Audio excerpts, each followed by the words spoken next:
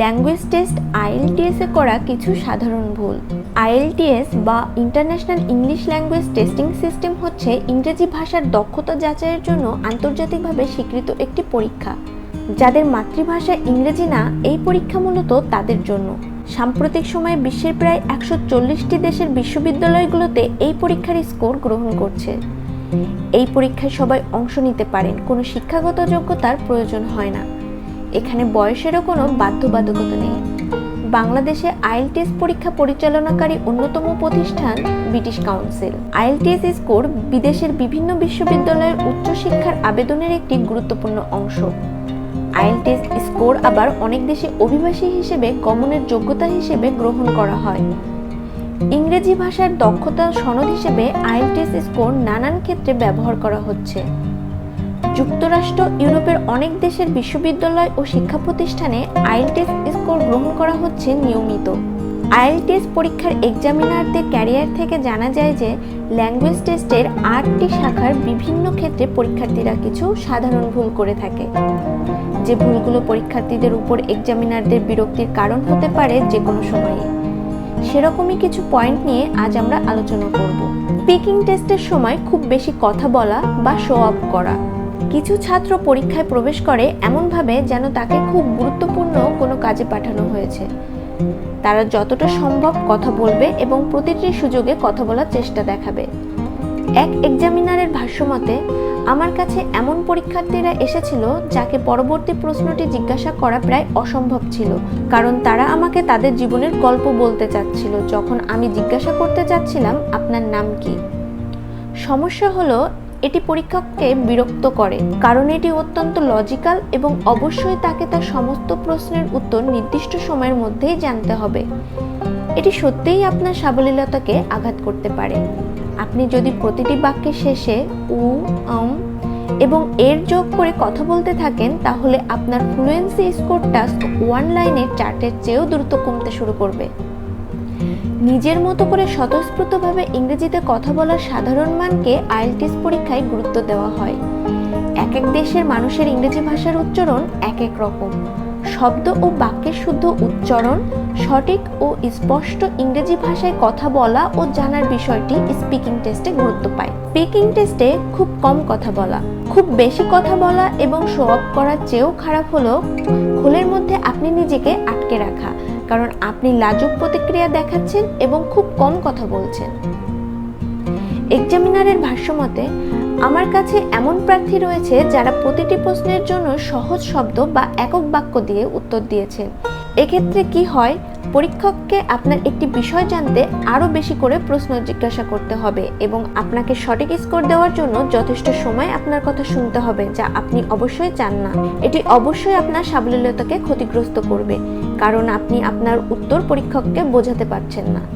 এছাড়াও আপনি 6-এর উপরে একটি ভালো স্কোর পাওয়ার জন্য পরীক্ষককে যথেষ্ট শব্দভাণ্ডার, ব্যাকরণ বা ভালো উচ্চারণের উদাহরণ ব্যবহার করতে পারছেন না। এর প্রধান কারণ সাধারণ লাজুক মনোভাব দেখানো এবং কথা কম বলা।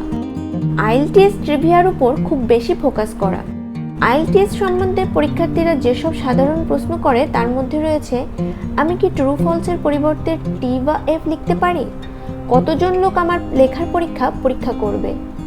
আমি রুম থেকে বের হওয়ার পর পরীক্ষক কি আবার আমার রেকর্ডিং শুনবেন? আমি কি হ্যার পরিবর্তে ওয়াই লিখতে পারি? আমি কি সব ক্যাপসে লিখতে পারি? আমার স্কোর গড় কেমন? এই প্রশ্নগুলি গুরুত্বপূর্ণ নয়। তুচ্ছ বিষয় নিয়ে চাপ দেবেন না।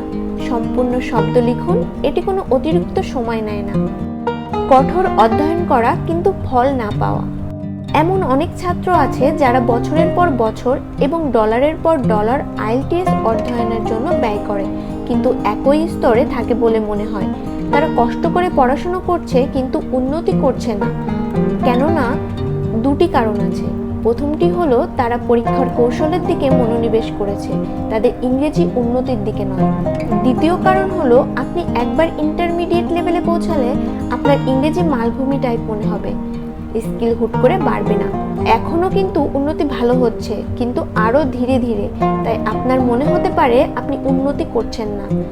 শেষে আপনি ডিমোটিভেটেড হয়ে গেলেন এবং তারপর আপনি থেমে গেলেন। আইএলটিএস পরীক্ষার জন্য চর্চা খুবই গুরুত্বপূর্ণ। প্রতিদিন ইংরেজিতে কথা বলা, ইংরেজি বই পড়া, ইংরেজি লেখার মাধ্যমে নিজের ইংরেজি জড়তা দূর করা যায়।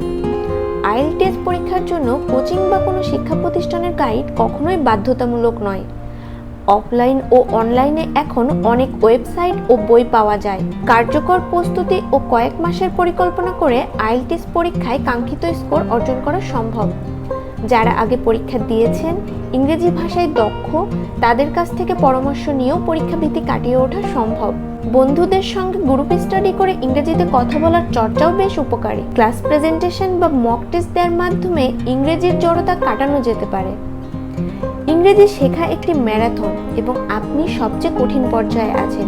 ধীরে ধীরে চড়াই উতরাই পার হচ্ছেন। কঠোর পরিশ্রম করতে থাকুন এবং আপনি সফল হবেন ইনশাআল্লাহ। Writing and speaking a brand description না শেখা। আপনি যদি আইএলটিএস সম্পর্কে কেউ আপনাকে যা বলছে তা বিশ্বাস করবেন কিনা তা নিয়ে নিশ্চিত না হলে পরীক্ষা করার একটি সহজ উপায় রয়েছে। এটা কি ব্র্যান্ডের বর্ণনাকারীদের মধ্যে আছে? যদি হ্যাঁ, তাহলে এইসব তথ্য আপনার সত্যিই প্রয়োজন। তাই তাদের প্রিন্ট আউট দেয়ালে রাখুন। তাদের সবসময় অধ্যয়ন এবং তারা আপনার গাইড হবে। বাকি সবই শুধু গুজব এবং এতে আপনার সময় নষ্ট করা মোটেও উচিত নয়। আইএলটিএস রাইটিং টাস্ক 1 এর ডেটা বাদ দেওয়া। এটি যেমন একটি সহজ নির্বোধ ভুল। আপনি যদি গ্রাফে গুরুত্বপূর্ণ ডেটা ছেড়ে যান, উদাহরণস্বরূপ অগ্রণী জনসংখ্যা বা সত্যিই বড় পরিবর্তন, আপনার স্কোর টাস্ক 5 এ সীমাবদ্ধ থাকবে সর্বোচ্চ। আপনি যদি কিছু কম গুরুত্বপূর্ণ তথ্য, একটি কম গুরুত্বপূর্ণ ডেমোগ্রাফিক ডেটা ছোট পরিবর্তন ছেড়ে দেন, তবে এখনও স্কোর টাস্ক ব্যান্ড 6 পর্যন্ত পেতে পারেন। আপনি গ্রাফে সমস্ত ডেটা অন্তর্ভুক্ত করেছেন তা নিশ্চিত করুন। যান্ত্রিকভাবে বর্ণনা করবেন না। আপনি ডেটাগুলোকে একসাথে গ্রুপ করে দেখাতে পারেন এবং তখনও সেই ডেটা অন্তর্ভুক্ত হিসেবে গণনা করা হয়। উচ্চারণের যথেষ্ট উন্নতি হচ্ছে না। অনেক শিক্ষার্থী তাদের ব্যাকরণ এবং শব্দভাণ্ডার উন্নত করতে অনেক সময় নষ্ট করছে, যখন তাদের সত্যিই উচ্চারণের সমস্যা আছে এবং একচেটিয়াভাবে শুধুমাত্র উচ্চারণের উপরে প্রায় 100% কাজ করতে হবে। আপনার ব্যাকরণ এবং শব্দভাণ্ডার নিখুঁত কিনা তার কোনো অর্থই থাকলো না যদি কেউ আপনার উচ্চারণ বুঝতেই না পারে। আপনার কাছে বিশ্বের সেরা সেরা ধারণা থাকতে পারে, তবে আপনার হাতের লেখা যদি খুব অগোছালো হয় তবে কেউ সেগুলি পড়তে সক্ষম হবে না। এটি হওয়ার কারণ হলো উচ্চারণ অন্যান্য দক্ষতার মতো না। আপনি আপনার ব্যাকরণ এবং শব্দভাণ্ডার উন্নত করতে পারেন কারণ সেগুলি আপনার মনের স্বাচ্ছন্দ্যের উপর নির্ভর করে। উচ্চারণের সমস্যা থাকলে আপনার মুখের পেশিগুলি মূর্তির মতো স্থির হয়ে যায় এবং এটির উপর দৃষ্টি না দিলে পরে উচ্চারণের অভ্যাস পরিবর্তন করা অনেক কঠিন হয়ে পড়ে। হুবহু আমেরিকান বা ব্রিটিশ উচ্চারণ অনুকরণ করার প্রয়োজন নেই। স্বাচ্ছন্দ্যের সঠিক উচ্চারণ শেখা ও চর্চা গুরুত্বপূর্ণ। আইএলটিএস র্যাঙ্কিং টাস্ক 1 এর জন্য অস্পষ্ট ওভারভিউ প্রদান করা। আইএলটিএস নিয়ে সমস্ত ছাত্রছাত্রীদের জন্য সবচেয়ে বড় সমস্যা টাস্ক 1 এর জেনারেল ওভারভিউ। এটা পরীক্ষার্থীর ভুল না, এটি খুব অদ্ভুত এবং নির্দিষ্ট বাক্য যা শুধুমাত্র আইএলটিএস এ বিদ্যমান এবং আপনার স্কোরের উপর অনেক বেশি প্রভাব ফেলে। অনেক পরীক্ষার্থী ব্যাকরণ শব্দভাণ্ডারের জন্য 6 স্কোর পায় এবং শুধুমাত্র জেনারেল ওভারভিউ এর কারণে 5 পায়। সেই ছাত্রের সামগ্রিকভাবে 6 পাওয়া উচিত, কিন্তু তারা 5.5 পায়। এটা ঠিক না, কিন্তু এটা নিয়ে কান্নাকাটি করেও লাভ হবে না। নিজেকে সাহায্য করার একমাত্র উপায় হলো আপনার ওভারভিউ উন্নত করার চেষ্টা করা। আইএলটিএস র্যাঙ্কিং টাস্ক 2 এর জন্য প্রশ্নটি ভুল বোঝা। টাস্ক 1 লেখার জন্য যেমন সবচেয়ে বড় সমস্যা হলো ওভারভিউ, তেমনি টাস্ক 2 লেখার জন্য সবচেয়ে বড় সমস্যা হলো প্রশ্নটিকে ভুল বোঝা। ছাত্রছাত্রীরা সত্যিই এই টেস্টটি অনুশীলন করতে পছন্দ করে না কারণ এটি প্রযুক্তিগতভাবে লেখা নয়। তবে শিক্ষার্থীদের অন্য যে কোনো কিছুর চেয়ে এই বিষয়ে বেশি মনোযোগ দেওয়া উচিত। আপনি যদি প্রশ্নটিকে ভুল বোঝেন, আপনি কতটা খারাপভাবে ভুল বুঝলেন তার উপর নির্ভর করে আপনি টাস্ক স্কোর ব্যান্ড 3, 4, 5 নাকি 6 পাবেন। পরীক্ষকরা এই টাস্কের উত্তরটা দেখতে পছন্দ করেন এবং উত্তর অনুযায়ী অপছন্দও করে। এক শিক্ষার্থীর ইংরেজি ভাষার এক একটি ক্ষেত্রে দক্ষতা থাকতে পারে।